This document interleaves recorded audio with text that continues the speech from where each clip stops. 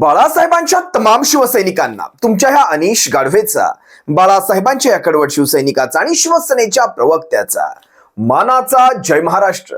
शिवसैनिकांनो, अजूनही शिवसेना एक वादळ हे माध्यम सबस्क्राईब करायचं राहून गेलं असेल तर आता ताबडतोब शिवसेना एक वादळला तुम्ही सर्व शिवसैनिकांनी लाखोंच्या संख्येने सबस्क्राईब करावं ही सर्वांना कळकळीची विनंती करतो. आजच्या या व्हिडिओच्या विश्लेषणामध्ये तुम्ही काय पाहणार आहात? तीन लहान लहान व्हिडिओ मी तुम्हाला दाखवणार आहे. या तीन व्हिडिओमध्ये एक ओरिजिनल वनगा, एक माहीमचा वनगा आणि एक मीरा भाईंदरचा वनगा, अशा तीन वनगांची मी तुम्हाला कहाणी सांगणार आहे आणि यांनी मागच्या काही काळामध्ये केलेले कांड देखील मी तुम्हाला दाखवणार आहे.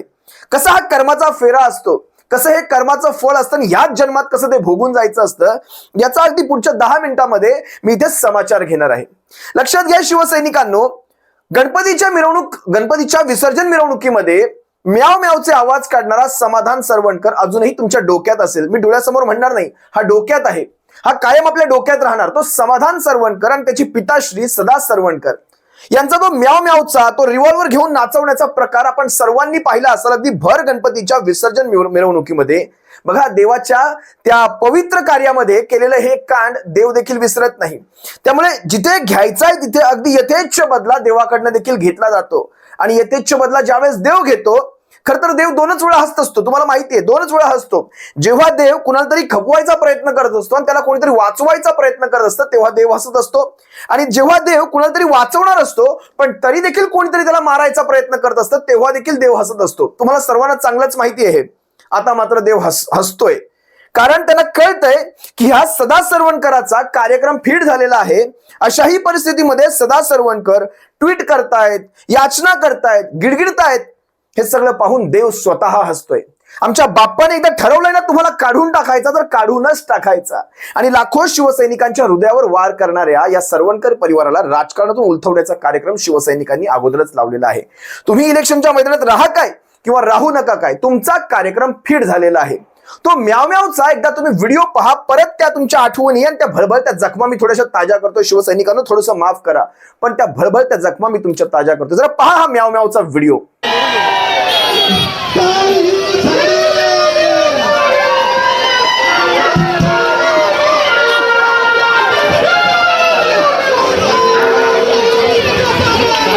अरे बजाव गणपती बाप्पा.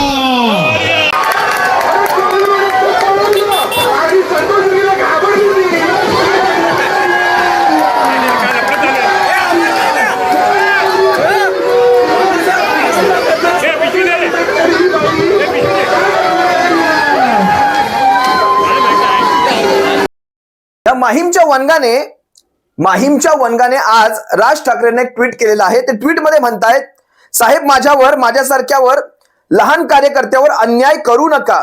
मी माझ्या मतदारसंघावर आईसारखं प्रेम करतो. बघा बरं, काही मगरीचे अश्रू पहा. तो म्याव म्यावचा व्हिडिओ पाहिल्यानंतर हे मगरीचे अश्रू मी तुम्हाला दाखवणार आहे. आणि ह्या व्हिडिओमध्ये सदा सरवणकराचा स्वर, तो कंठ दाटून आल्यासारखा वाटतोय. म्हणजे माहीमच्या वनगाला कशा प्रकारे अद्दल घडली पहा. ओरिजिनल वनगा तुम्ही पाहिलात, त्या ओरिजिनल वनगानंतर माहीमच्या वनगाचं रडणं मी तुम्हाला आता दाखवणार आहे. म्हणतायत, बाळासाहेबांनी मला नगरसेवक केलं, आमदार केलं. कदाचित माहीमच्या ह्या वनगाला तो स्मृतिभ्रंश झाला असावा. बाळासाहेबांच्या काळात आपण नगरसेवक जरूर झाला असाल, पण आपण आमदार हे उद्धव साहेबांच्या काळात झाला होता. यांना ह्यांचा कार्यकाळ किती आठवतोय मला माहित नाही, पण जवळपास 90 ते 95 मध्ये सुरेश गंभीर, त्यानंतर 95 ते 2000 सुरेश गंभीर, त्यानंतर 2000 ते 2004 पर्यंत म्हणजे जवळपास 15-1 वर्ष हे सुरेश गंभीर तिथनं आमदार होते. त्यानंतर 2004 ते 2009 पर्यंत सुरेश गंभीरच आमदार होते शिवसेनेचे. आणि त्यानंतर 2009 मध्ये मनसेचे नितीन सरदेसाई तिथनं आमदार झाले 5 वर्षासाठी. आणि 14 आणि 19ची टर्म हे सदा सरवणकर आमदार झाले. आता 14 मध्ये आणि 19 मध्ये शिवसेनेचे पक्षप्रमुख हे श्रीमान उद्धव बाळासाहेब ठाकरे होते आणि यांनी तुम्हाला आमदार केला होता. हे इथे कदाचित तुमच्या घुसणार नसेल, तुम्हाला ते दिसणार नसेल, कारण डोळ्यावरती गद्दारीची झापडं लागलेली आहेत. घ्या नाम जपा, आता नाम जप करायचंय तुम्हाला. तुमच्या त्या मुख्य नेत्याने कदाचित तुमचं पालकत्व सोडून दिलेलं असेल, कारण तुम्हाला आता थेट मनसे प्रमुखांना ट्विटवरून साथ घालावी लागते. इथपर्यंत तुमचे दिवस आले, म्हणजे याच जन्मात सगळं काही भोगून जायचं असतं. म्हणतात बाळासाहेबांनी आम्हाला नगरसेवक केलं, बाळासाहेब असते तर बाळासाहेबांनी असं आमच्या बाबतीत केलं नसतं, साहेब तुम्ही असं काही आमच्यावर अन्याय करू नका. त्याच बाळासाहेबांच्या काळात 2009 साली ज्या वेळेस या माणसाचं तिकीट कापलं होतं पक्षाने, आणि मला वाटतं आदेशजी बांदेकर साहेबांना हे तिकीट देऊ केलं होतं, त्यावेळेस त्याने पक्ष सोडला, त्यावेळेस हे काँग्रेसमध्ये निघून गेले.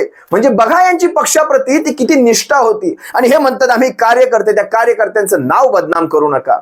9 मध्ये फक्त तिकीट काय कापलं, तुम्ही थेट काँग्रेसमध्ये पोहोचला होतात आणि हे सांगतात आम्ही किती एकनिष्ठ. त्याही वेळेस बाळासाहेब होते.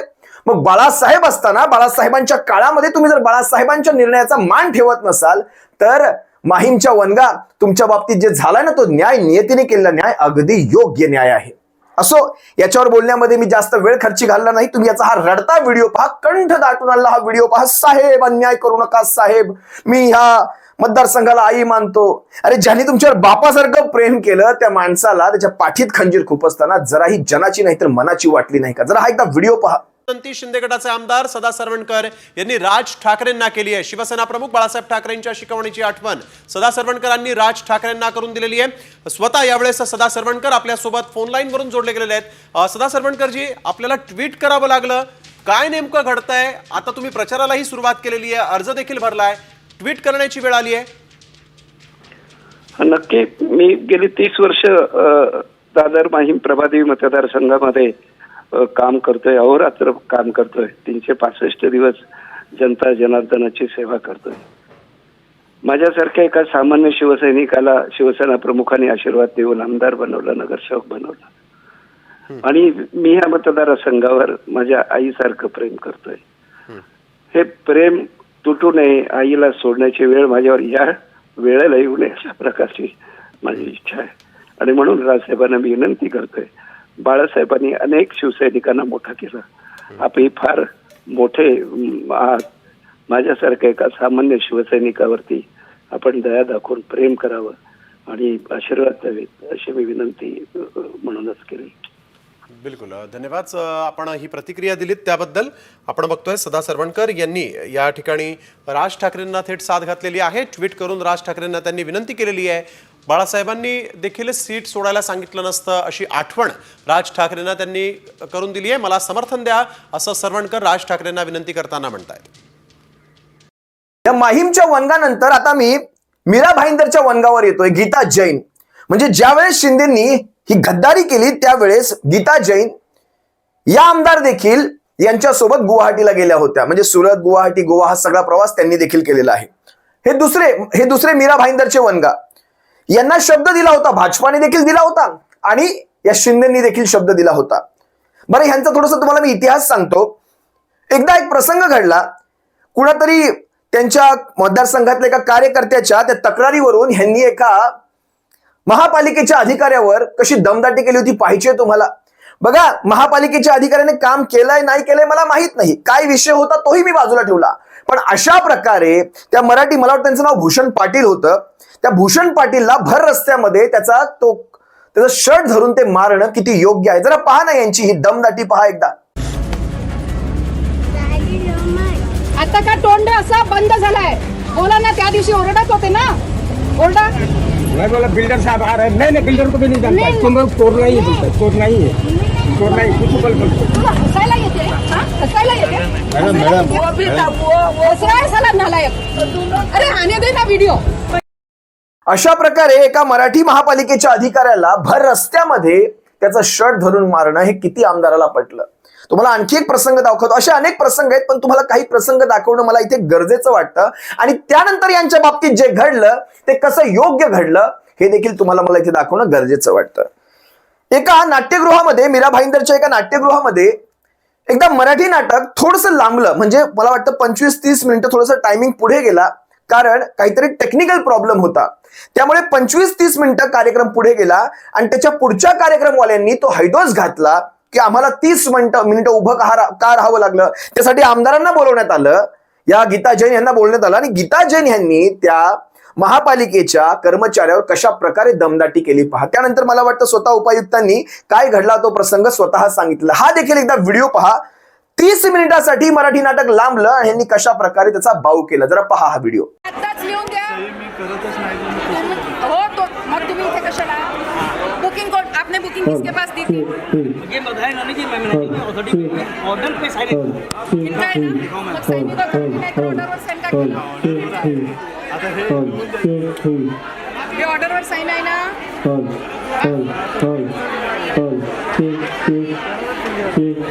हे कोणाची साइन आहे? जर तुम्ही सायनिंग अथॉरिटी नाही आहे तर साइन का केली?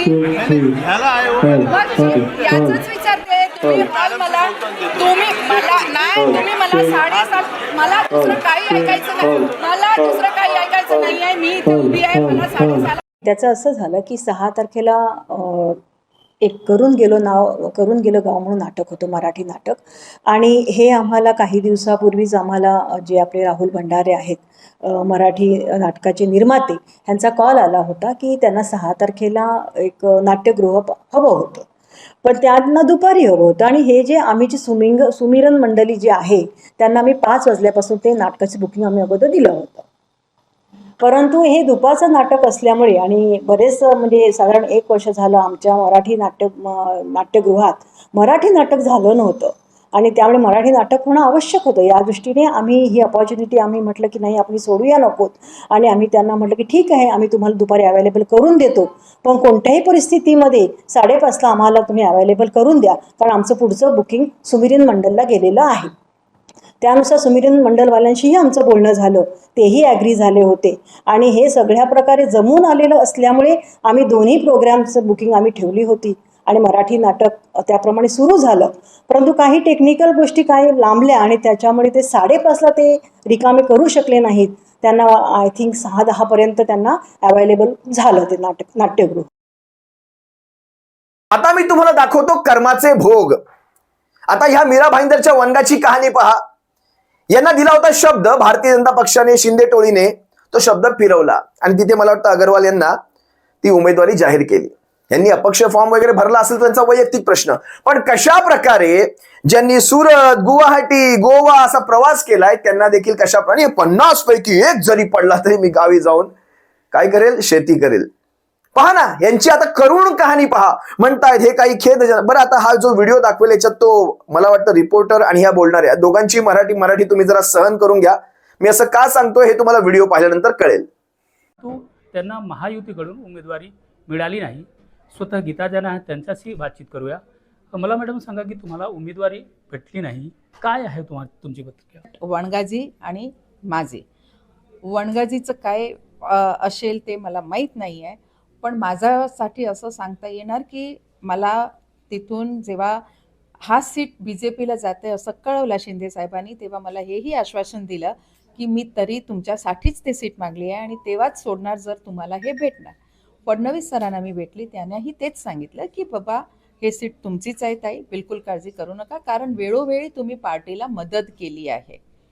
ओके, खूप छान माझी मदत होती आणि त्यांनी जर मला तिकीट द्यायचं ठरवलं आहे तर खूपच छान, मलाही आनंद वाटला.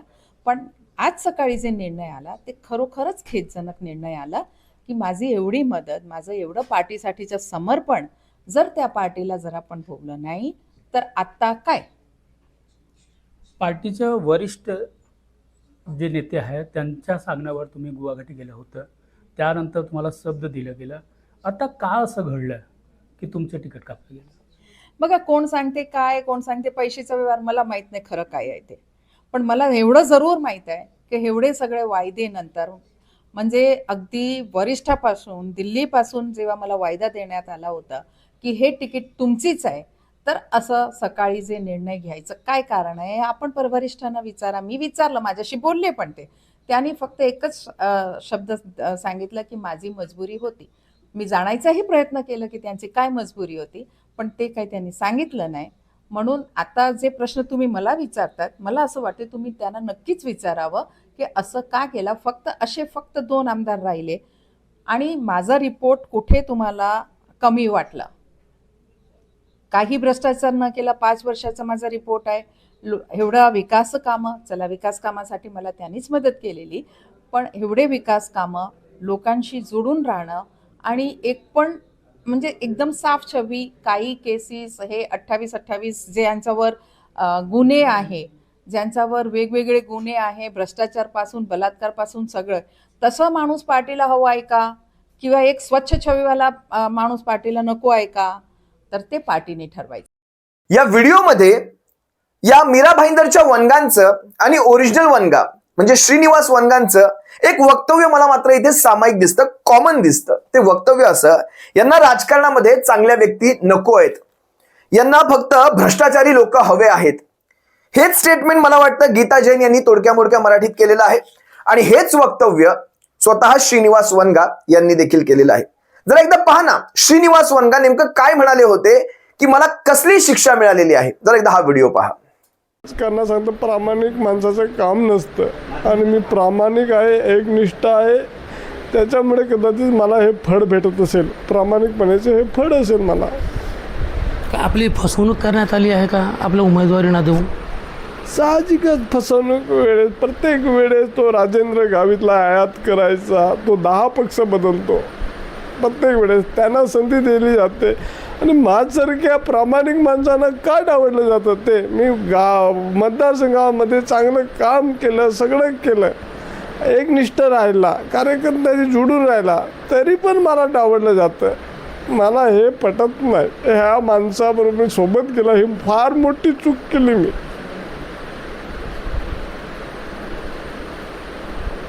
एकनाथ शिंदेने तुमच्या बरोबर घात केलाय का तुम्ही असे आरोप करत आहे? साहजिकच ना, आजची परिस्थिती मला वाटते खरंच माझ्यावर घात झालेला वाटतो, कारण की दिलेला शब्द पाळला पाहिजे. आज शब्द पाळताना हा नेता दिसत नाही. ते उद्धवजीसारखा प्रामाणिक एकनिष्ठ व्यक्ती दिलेला शब्द पाळतात. ही माझ्या बाबतीत मला ते प्रामाणिकपणे एकनिष्ठेने मला कळतं. मी त्या उद्धवजींची माफी मागतो, तेव्हा मला माफ करा तू.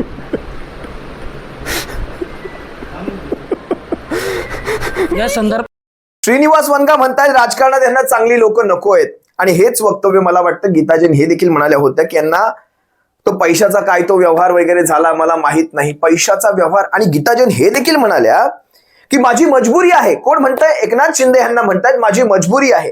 म्हणजे एकनाथ शिंदेची मजबुरी काय असू शकते भारतीय जनता पक्षाकडे, कारण ती जागा भारतीय जनता पक्षाने घेतलेली आहे. एकनाथ शिंदेची मजबुरी काय असू शकते हे काही मला आता इथे वेगळं सांगायची गरज नाही. हा शिंदे गट, हा भारतीय जनता पक्ष फक्त नावाला वेगवेगळे आहेत, नाहीतर हे आतून एकच आहेत. हे आहे कमळ. हे शिंदे गटाचं ते धनुष्य, ते शिवसेना हे नाव, हे शिवसैनिकांनो तुम्हा आम्हाला सोडवायचं आहे. हे गहाण टाकलं गेलेलं आहे, खोक्यांसाठी गहाण टाकलं गेलेलं आहे. शिवसैनिकांनो तुम्हा आम्हाला ते निष्ठेने सोडवायचं आहे. असो, जास्त काही या विषयात बोलत नाही. व्हिडिओ स्वतःमध्ये बोलके होते, त्यामुळे आजच्या व्हिडिओमध्ये तुम्ही सर्वांनी पाहिलं असाल कर्माचं फळ आणि कर्माचा फेरा. मी तुम्हाला मागे बऱ्याचदा सांगितलंय, ज्यावेळेस कर्म वसुलीला निघतं, काय म्हणालो मी, कर्म वसुलीला निघतं त्यावेळेस कुठलाही वशिला चालत नाही आणि कर्माची वसुली अतिशय सक्त असते, अतिशय सक्त. असो, तुम्हा सर्वांची रजा घेतो. सप्रेम जय महाराष्ट्र. बाळासाहेबांच्या शिवसैनिकांनो काळजी घ्या. जय महाराष्ट्र.